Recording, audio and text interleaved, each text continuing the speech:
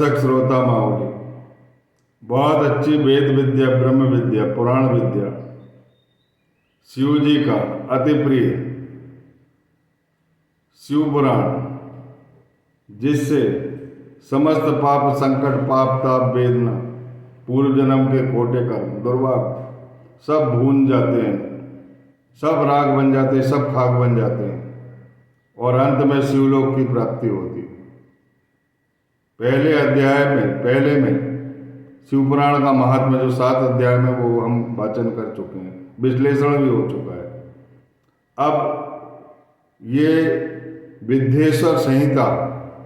विद्येश्वर संहिता शिव महापुराण, ये प्रयाग जी में सूत जी से जो प्रश्न पूछे गए हैं मुनियों द्वारा, पापों को नाश करने वाले, पापों को भून के रखने वाले, पाप ताप संताप सबको दूर करने वाले, तमाम समस्याओं का निवारण जिसमें है, उसका वाचन हो रहा है। कृपया ध्यानपूर्वक सुने, और जो इस वाचन को सुनेगा उसे शिव पुराण कथा करने का फल तो प्राप्त होगा ही, साथ में सभी अभिलाषाएं पूर्ण होगी। बोलिए साम्य सदा शिव महेश्वर भगवान की जय। श्री गणेशाय नमः, श्री पुराण पुरुषोत्तमाय नमः। श्री शिव महापुराण विद्येश्वर संहिता प्रयाग में सूत जी से मुनियों का तुरंत पापनाश करने वाले साधन के विषय में प्रश्न, जो आदि और अंत में नित्य मंगलमय है, जिनकी समानता अथवा तुलना नहीं की जा सकती है, जो आत्मा के स्वरूप को प्रकाशित करने वाले देवता परमात्मा हैं, जिनके 5 मुख है, जो खेल ही खेल में अनायास जगत की रचना, पालन और संहार तथा अनुग्रह एवं तिरोभाव 5 प्रबल कर्म करते हैं, उन सर्वश्रेष्ठ अजर अमर ईश्वर अंबिकापति भगवान शंकर का मैं बारंबार चिंतन करता हूँ, उनको बारंबार प्रणाम करता हूँ। व्यास जी कहते हैं, जो धर्म का महान क्षेत्र है और जहाँ गंगा यमुना का संगम हुआ है, उस परम पुण्यमय प्रयाग में जो ब्रह्मलोक का मार्ग है, सत्यव्रत में तत्पर रहने वाले महातेजस्वी महाभाग महात्मा मुनियों ने एक विशाल ज्ञान यज्ञ का आयोजन किया। उस ज्ञान यज्ञ का समाचार सुनकर पौराणिक शिरोमणि व्यासशिष्य महामुनि सूत जी वहाँ मुनियों का दर्शन करने के लिए आए। अनेक मुनिए वहाँ पर एकत्रित हुए। सूत जी को आते देखकर सब मुनिगण प्रसन्न हुए, हर्ष से खिल उठे और अत्यंत प्रसन्न चित्त से उन्होंने उनका विधिवत स्वागत सत्कार किया। तत्पश्चात उन प्रसन्न महात्माओं ने उनकी विधिवत स्तुति करके विनय पूर्वक हाथ जोड़कर उनसे इस प्रकार कहा, हे सर्वज्ञ, हे विद्वान, हे रोमहर्षण जी, आपका भाग्य बड़ा भारी है। इसी से आपने व्यास जी के मुख से अपनी प्रसन्नता के लिए ही संपूर्ण पुराण विद्या प्राप्त की, इसीलिए आप आश्चर्य स्वरूप कथाओं के भंडार हैं। ठीक उसी तरह जैसे रत्नाकर समुद्र बड़े बड़े सारभूत रत्नों का आगार है, 3 लोकों में भूत, वर्तमान और भविष्य तथा और भी जो कोई वस्तु है वह आपसे अज्ञात नहीं है। आप हमारे सौभाग्य से इस यज्ञ का दर्शन करने के लिए यहाँ पधार गए हैं और इसी ब्याज से हमारा कल्याण करने वाले हैं, क्योंकि आपका आगमन निरर्थक नहीं हो सकता। हमने पहले ही आपसे शुभाशुभ तत्व का पूरा वर्णन सुना है, किंतु उससे हमारी तृप्ति नहीं होती है। हमें उसे सुनने की बारंबार इच्छा और अभिलाषा होती रहती है। हे उत्तम बुद्धि वाले सूत जी, इस समय हमें एक बात आपसे और सुननी है। यदि आपका अनुग्रह हो तो गोपनीय होने पर भी आप इस विषय का वर्णन करें। घोर कलयुग आने पर मनुष्य पूर्ण कर्म से दूर रहेंगे, दुराचार में फंस जाएंगे और सबके सब सत्य भाषण से मुंह फेर लेंगे, दूसरों की निंदा में तत्पर होंगे, पराये धन को हड़पने की इच्छा करेंगे, उनका मन पराई स्त्रियों पे आसक्त रहेगा तथा वे दूसरे प्राणियों की हिंसा भी करेंगे। अपने शरीर को ही आत्मा समझेंगे। मूढ़ नास्तिक और पशु बुद्धि रखने वाले होंगे। माता पिता से राग द्वेष रखेंगे। ब्राह्मण लोभ रूपी ग्राह के ग्रास में समा जाएगा। वेद बेचकर जीविका चलाएंगे। धन का उपार्जन करने के लिए ही विद्या का अभ्यास करेंगे और मद से मोहित रहेंगे। अपनी जाति के कर्म छोड़ देंगे। प्राय दूसरों को ठगेंगे। तीनों काल की संध्या उपासना से दूर रहकर और ब्रह्म ज्ञान से शून्य होंगे। समस्त क्षत्रिय भी स्वधर्म का त्याग करने वाले होंगे। कुसंगी होंगे, पापी होंगे, व्यभिचारी होंगे। उनमें शौर्य का अभाव रहेगा। वे कुत्सित कर्म से जीविका चलाएंगे। शूद्रों से बर्ताव करेंगे और उनका चित्त काम का किंकर बना रहेगा। वैश्य संस्कार भ्रष्ट रहेगा।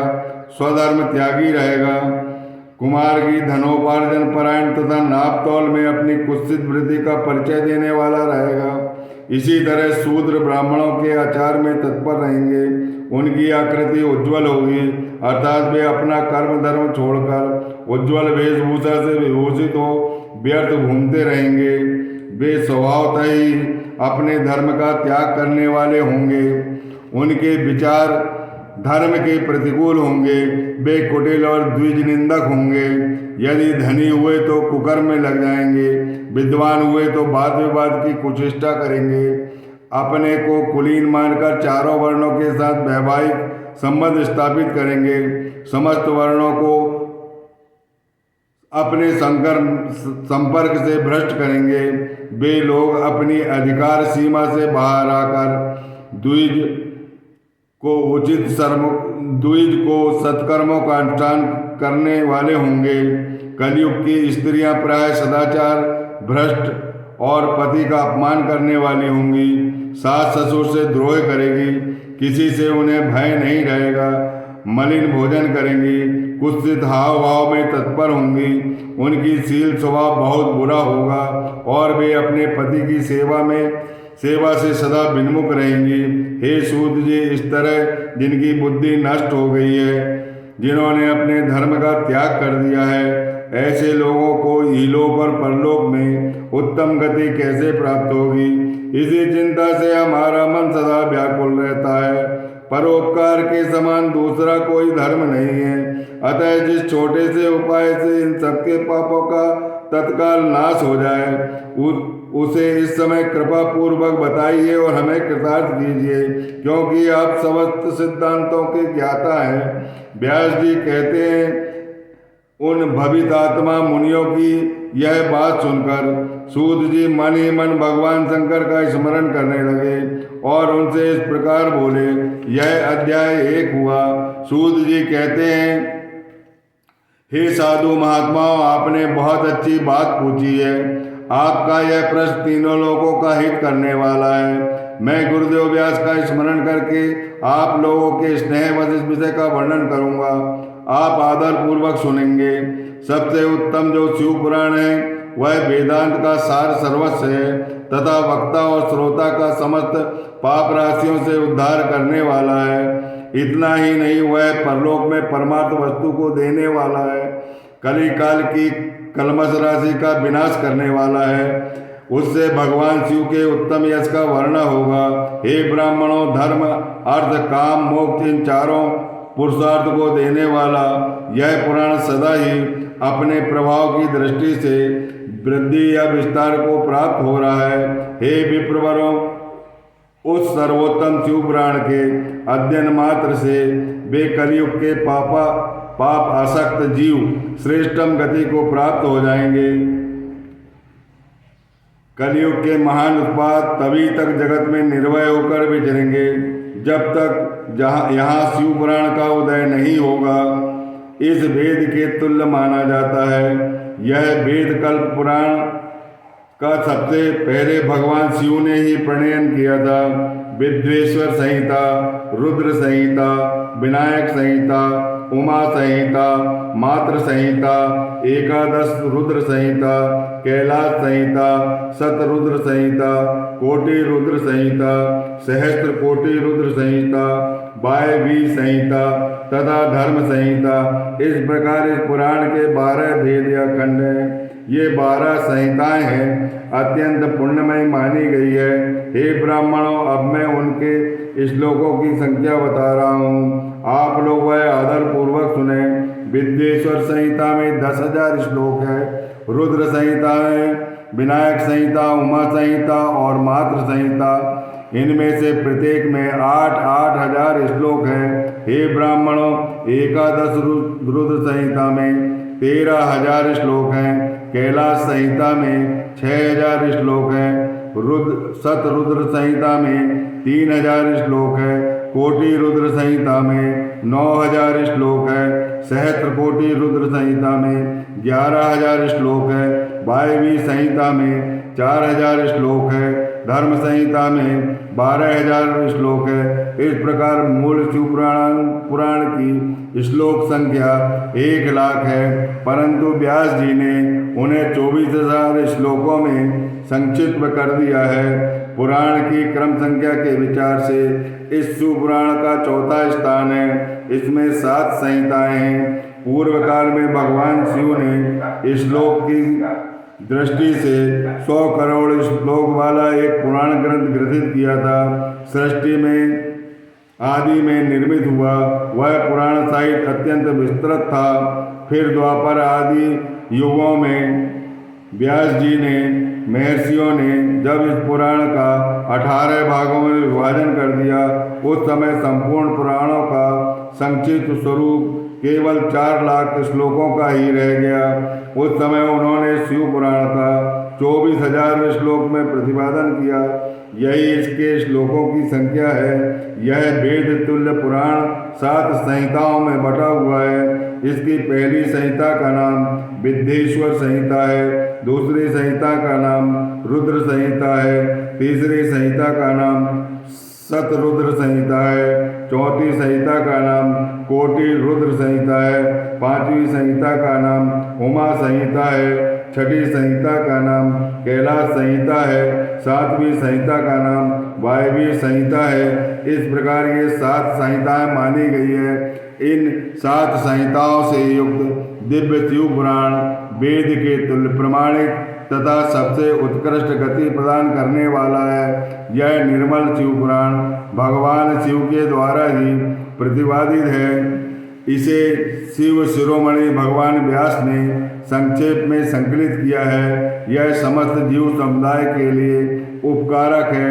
त्रिविध तापों का नाश करने वाला है। त्रिविध संकटों का नाश करने वाला है। ताप दुर्भाग्य को जलाने वाला है। इसकी तुलना रहित एवं सत्पुरुषों को कल्याण प्रदान करने वाला है। इसमें वेदांत विज्ञान में प्रधान तथा निष्कपट धर्म का प्रतिपादन किया गया है। यह पुराण ईर्ष्या रहित है। अंतःकरण वाले विद्वानों के लिए जानने की वस्तु है। इसमें श्रेष्ठ मंत्र समूह का संकलन है। यह धर्म अर्थ काम मोक्ष, धर्म अर्थ काम इस त्रिवर की प्राप्ति के साधन का वर्णन है। यह उत्तम शिव पुराण समस्त पुराणों में श्रेष्ठ है। वेद वेदांत में वेद रूप में विलसित परम वस्तु परमात्मा का इसमें गान किया गया है। जो बड़े आदर से इसे पढ़ता है, इसे सुनता है, वह भगवान शिव का अत्यंत प्रिय होकर परम गति को प्राप्त कर लेता है। उसके सारे दुर्भाग्य दूर कर दिए जाते हैं। सौभाग्य का उदय होता है। पुण्य का उदय होता है। उसका अभ्युदय होता है। उसके नाम की प्रशस्ति होते हैं। बोलिए साम्य सदाशिव महेश्वर भगवान की जय। इस प्रकार संहिता का जो दूसरा पाठ है, उसमें 2 अध्याय हमारे समाप्त हुए। पहला महात्म्य कथा शिव पुराण का और दूसरा संहिता का है। ये 7 संहिता हैं इसमें, और ये समस्त पापों को से मुक्त करने वाला, इसे ध्यान पूर्वक सुने। ये ईश्वर की कृपा से ही आपको सुनाया जा रहा है, आप लोगों का आशीर्वाद है जो इस कथा का अचानक प्रारंभ हुआ है। अब इसका हम विश्लेषण भी करेंगे। बोलिए सच्चिदानंद जगत गुरु भगवान भोलेनाथ की जय।